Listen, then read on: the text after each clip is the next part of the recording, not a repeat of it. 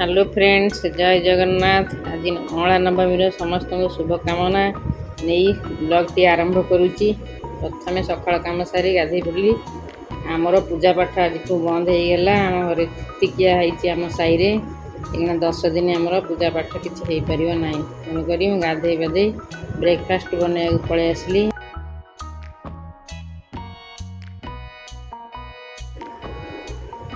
आगे चूड़ा packet T खोलिक डबा रखीदेली आ कि भाजापी बाहर कली। भाजिली चूड़ा तापरे टिके मसला चाहा बनैली। चारे टिके ताल मिश्री आउ अलैच गुजराती लवंग गोलमरीच अदा सब कुटी पकईदेली। रेडी हो गला चाहा।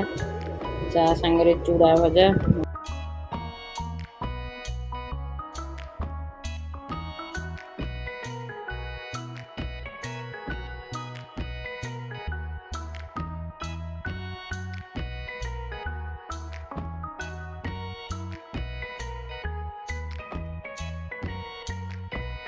खाई सारी लंच प्रिपेरेसन करली।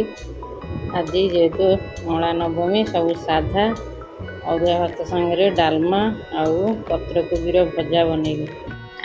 आगे किछि मुग डाली भाजीदेली। तापर कखारू अमृतभंडा सारू आलू आज जेहेतु शुक्रवार आम टमाटो पड़ेनी सब पकई डालमा सिझेदेली।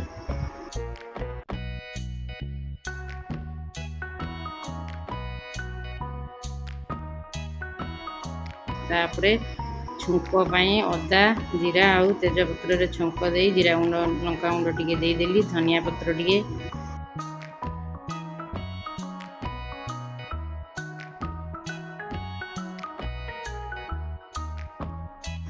आउ हो गला रेडी डालमा।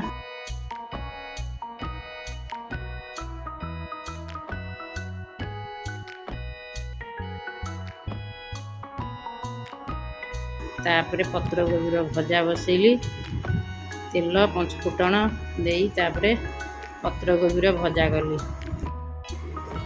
लास्ट रे डालमारे टिके लंका जीरा गुंड पकईदेली। बंधाकोबी भजा रेडी हो गला। आम चालू खायापी रही सांग मैंने। जय Jagannath. Please like and subscribe to my channel.